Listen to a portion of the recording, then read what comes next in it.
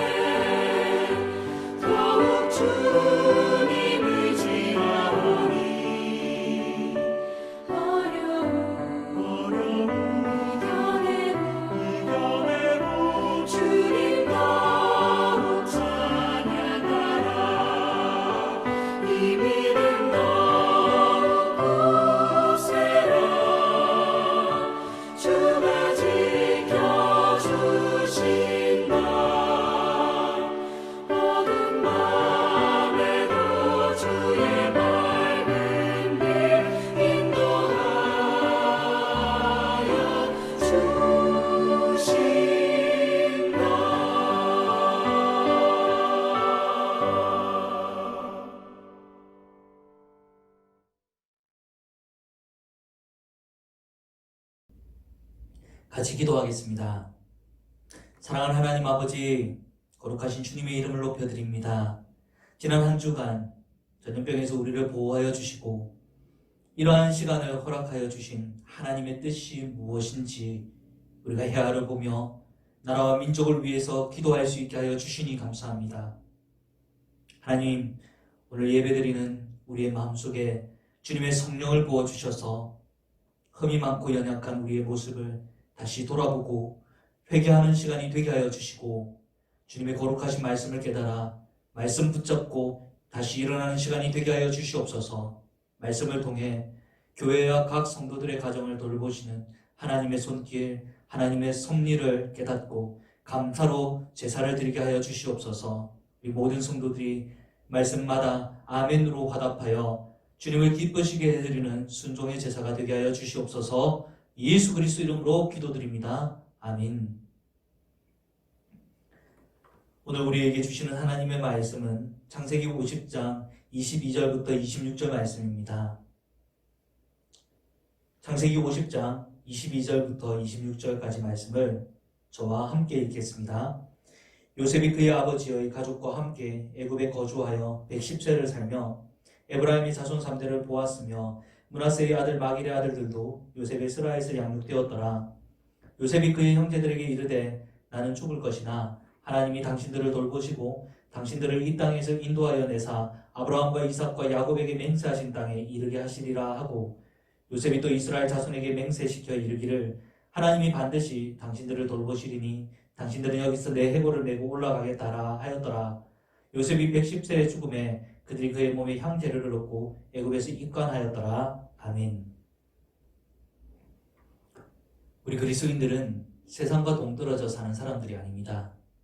요즘처럼 전염병이 창궐하고 경제 쇼크가 왔을 때 세상 사람들만 힘들고 그리스도인들은 별로 힘들지 않습니까? 그리스도인들도 세상 사람들과 같이 똑같이 답답한 생활을 해야 하고 코로나에 걸리는 것도 세상 사람들만 걸리는 것이 아니라 교회 다니는 사람들도 걸리기도 합니다. 또 경기가 안 좋아지면 세상 사람들이나 그리스도인들이나 힘든 것은 매 한 가지입니다. 남유다가 멸망했을 때를 생각해 보십시오. 하나님의 종 예레미야 선지자는 다른 사람들과 달리 안전했습니까?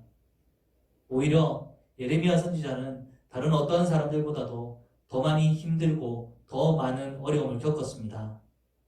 우리가 살고 있는 땅이 심판과 징계를 받아 갖가지 고통을 겪는다면 그리스도인들이라고 해서 예외가 아니라는 것입니다. 그렇기 때문에 우리는 교회만 위해서 기도해야 할 것이 아니라 세상을 위해서도 항상 기도해야 하는 것입니다. 대통령과 위정자들을 위해서 기도해야 하고 세상 사람들이 우상 숭배하지 않고 죄짓지 않도록 기도해야 합니다.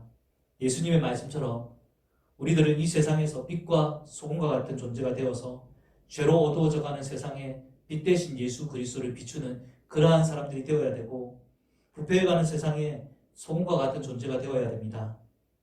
물론 그렇다고 해서 세상 사람들과 동화되어서 살아가란 말은 아닙니다. 오늘은 창세기를 마무리하며 요셉이라는 인물을 통해서 이 세상을 살아가는 우리 그리스도인들이 과연 어떠한 자세를 가지고 살아가야 되는지 같이 살펴보고자 합니다.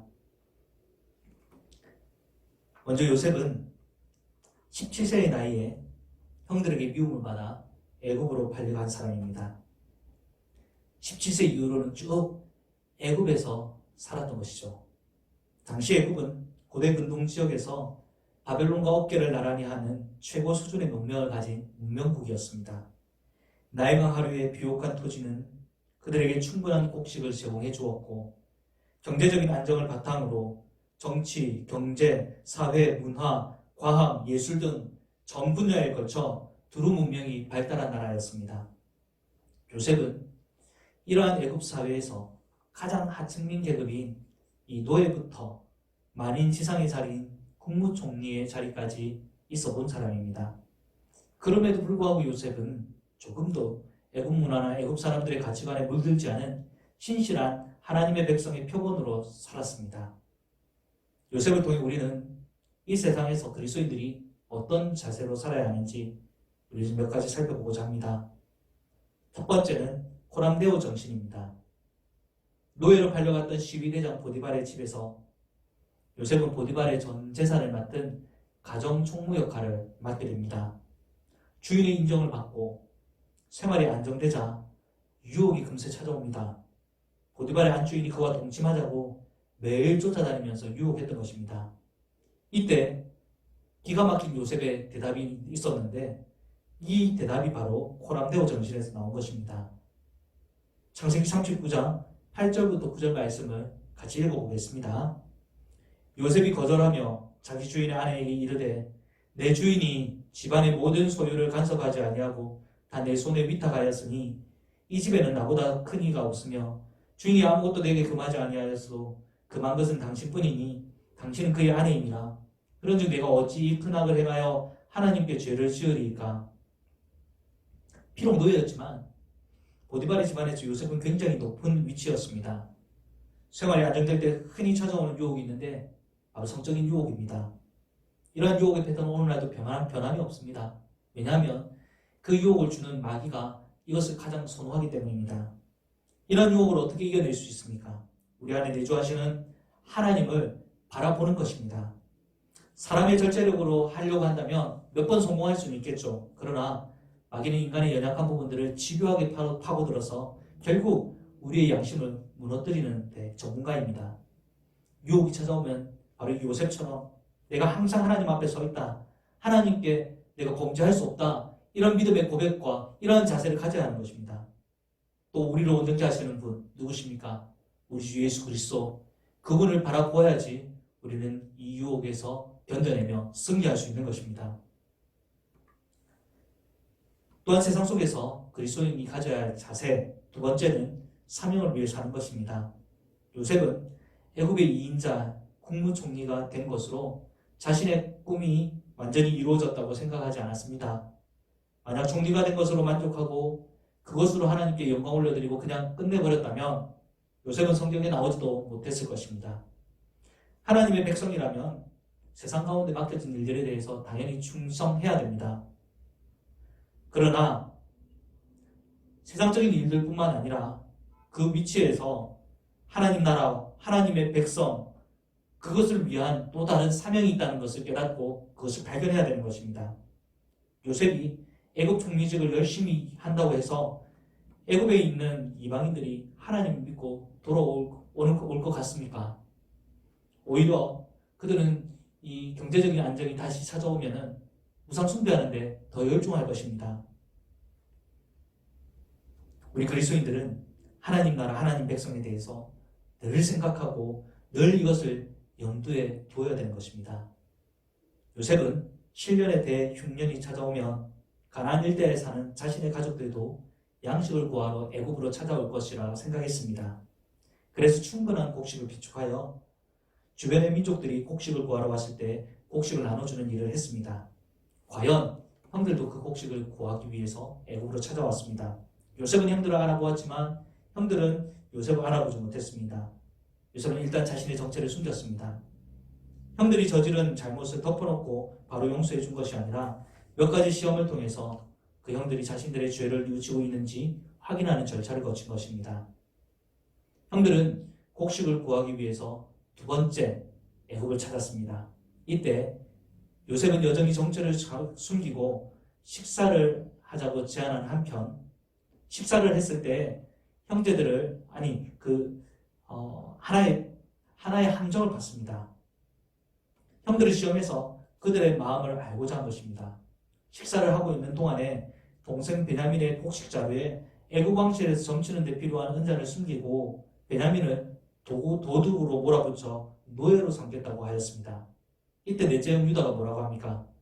지금 자신들이 당하고 있는 이 억울한 일이 지난날 요셉을 팔아버린 죄에 대해서 하나님이 벌 주시는 것이라고 이해하고는 베냐민만 아니라 우리 모두가 벌을 받아야 되니까 우리 모두를 노예로 삼아달라고 이야기를 하게 됩니다. 그래도 요셉이 베냐민만 종으로 삼겠다고 이야기를 하자 과거 자신의 집에 무슨 일이 일어났었는지 털어놓으며 만약 베냐민마저 돌아오지 못한다면 아버지 야곱이 괴로움에 못 이겨 돌아가시게 될 것이니 베냐민 대신 차라리 자신을 좀 종으로 삼아달라고 사정을 하게 됩니다. 유다의 이러한 말에 마음이 녹아버린 요셉이 엉엉 울면서 무슨 말을 했는지 함께 읽어보겠습니다. 창세기 45장 2절부터 8절까지 말씀입니다. 요셉이 큰 소리로 우니 애굽 사람에게 들리며 바로의 궁중에 들리더라. 요셉이 그 형들에게 이르되 나는 요셉이라 내 아버지께서 아직 살아계시니까. 형들이 그 앞에서 놀라서 대답하지 못하더라.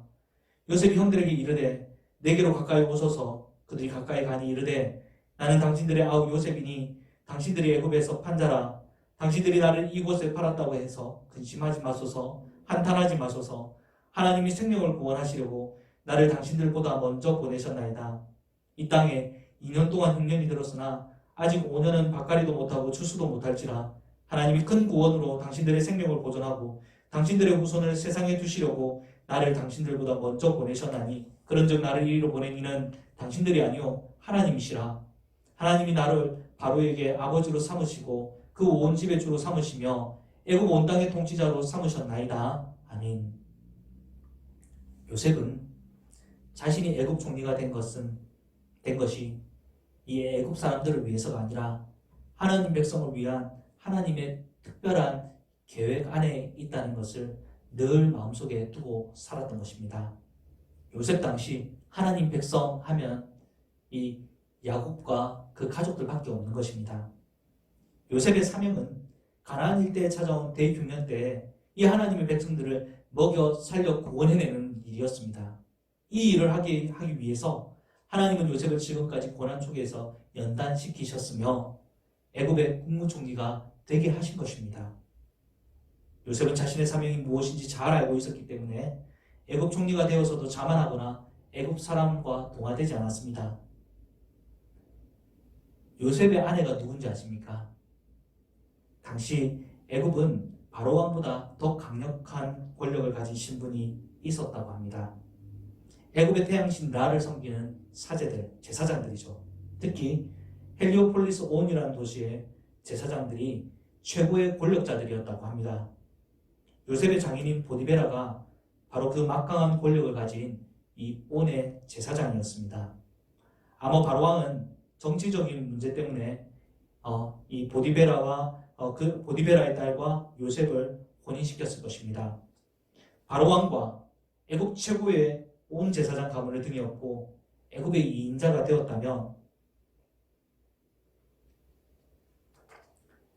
요셉이 애굽 사람이 되는 것은 아마 시간 문제였을지도 모릅니다. 그러나 요셉은 전혀 애굽 사람과 동화되지 않았습니다. 왜였습니까? 자신의 사명이 하나님의 백성 이스라엘 살리는 데 있다는 것을 늘 염두에 두고 있었기 때문입니다. 그렇기 때문에 그는 이러한 환경 속에서도 애굽 사람화 되지 않고 믿음의 정체성을 지킬 수 있었던 것입니다. 요셉이 애굽 사람들 속에서 정체성을 지킬 수 있었던 세 번째 이유는 고센 땅에서 찾을 수가 있습니다. 이 고센 땅은 야곱과 그 가족들이 정착을 했던 곳이죠. 요셉은 아버지와 가족들이 애굽에 도착한 후 그들의 정착지로 고센이라는 위계적 지역을 선택했습니다. 나일 강유역에는 이미 발달한 여러 도시들이 많았지만 그곳에서 많은 혜택을 받으며 살 수도 있었지만 그러지 않았습니다. 우리는 목축을 하는 유목민이 풀이 많은 위계적지인 고센 땅을 주시면 그곳에서 유목을 하면서 땅을 개간하며 살겠다라고 바로왕에게 이야기를 했습니다. 성경에는 애굽으로 온 야곱과 가족들의 총수가 70명이라고 기록되어 있는데 가솔들까지 합하면 수천 명입니다. 결코 적은 무리가 아니죠. 이 정도 수가 애굽 본토에 들어가게 되면 어떤 일이 벌어지겠습니까?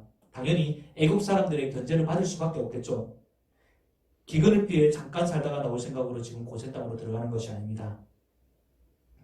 하나님께서 아브라함에게 약속하신 언약이 있습니다. 무슨 언약입니까? 400년 동안 애굽에서 큰 민족을 이루게 된 뒤에 나오리라는 예언이고 그러한 언약이었습니다. 애굽 사람들 속에 들어가게 될 텐데 애굽 사람들의 눈치를 보지 않고 애굽 문화에 동화되지도 않고 하나님을 경외하는 백성으로 정체성을 가지고 큰 민족이 되려면 애굽 본토와 동떨어져서 아무도 신경 쓰지 않는 고센 땅이라야 가능했던 것이죠. 제 은사인 정필동 목사님은 자주 이 간증을 하시는 중에 이런 말씀을 하십니다. 자신은 공부도 잘하고 잘생겼는데 그런 자신이 세상 유혹을 받지 않고 살 수 있었던 것은 가난이라는 족쇄로 하나님께서 자신을 묶어 놓으셨기 때문에 이것이 가능했다라고 자주 고백을 합니다. 그리스도인들이 세상 유혹에 휩쓸리지 않기 위해서는 세상과 더불어 살면서도 결코 넘지 말아야 될 어떤 선이나 담을 두어야 합니다. 그게 자기 스스로는 잘 안 되기 때문에 하나님께서는 주께서 쓰실 사람들, 그들을 가난이나 신체적인 결함이나 관계적인 어려움을 두셔서 인위적으로 그 하나님이 쓰실 사람들을 세상과 동화되지 않도록 묶어 놓으시기도 하는 것입니다. 고센 땅은 애국과 동화되지 않고 정체성을 지켜나가기 위한 어떤 거룩한 믿음의 담과 같은 곳이었습니다. 오늘날 우리에게 그 고센 땅은 어디가 되어야 됩니까? 교회가 되어야 되는 것입니다. 하나님의 백성들이 믿음의 훈련과 가르침을 받고 성장할 수 있는 거룩한 공동체, 세속의 문화로부터 구별되어 하나님 나라의 백성으로서의 정체성을 지켜나가는 공동체, 시학교회를 그런 공동체로 만들어 가시는 저와 여러분이 되시기를 주님의 이름으로 축원드립니다. 아멘. 아멘. 네 번째, 그리스도인들에게 이 땅에서의 삶은 나그네 인생이라는 것을 항상 기억하고 살아야지 우리는 이 세상과 동화되지 않고 살 수 있습니다. 믿음적으로 유명한 히브리서 11장에는 믿음의 조상들에 대해서 소개한 후에 그들이 이 세상에서 나그네 삶을 살았다고 평가하고 있습니다. 히브리서 11장 13절부터 16절 말씀. 찾으신 분들은 같이 한번 읽어보겠습니다. 화면을 보고 같이 읽어보겠습니다. 이 사람들은 다 믿음을 따라 죽었으며 약속을 받지 못하였으되 그것들을 멀리서 보고 환영하며 또 땅에서는 외국인과 나그네임을 증언하였으니 그들이 이같이 말하는 것은 자기들이 본향 찾는 자임을 나타내미라.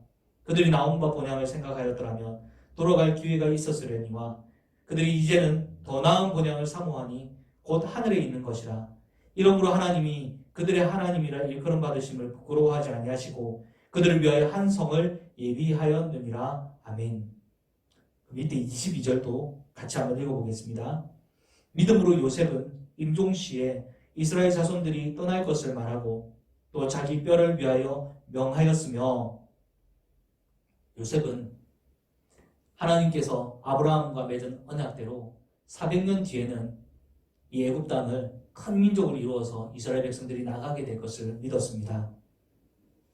이 부분이 오늘 저희가 읽은 본문 요셉의 마지막 유언에서 드러났는데, 그는 형제들과 후손들이 애굽 땅을 나가게 되었을 때 자신의 유고를 꼭 가지고 가서 약속의 땅 가나안에 묻어달라고 했던 것입니다. 여러분, 요셉은 하나님의 언약을 믿는 사람이었습니다. 17세 때 노예로 팔려 애굽에 온 이후 죽을 때까지 애굽에서 살았지만 단 한 번도 그 언약을 잊고 살지 않았습니다. 자신의 신분이 하나님 나라의 백성이라는 것을 또한 단 한 번도 잊어본 적이 없는 사람입니다. 애굽에서 총리 대신으로 있으면서도 그는 자신이 애굽 사람이라고 생각하지 않고 애굽에서 사는 사람이라고 생각하지 않고 항상 나그네 인생을 사는 사람이라고 그는 생각을 했던 것입니다.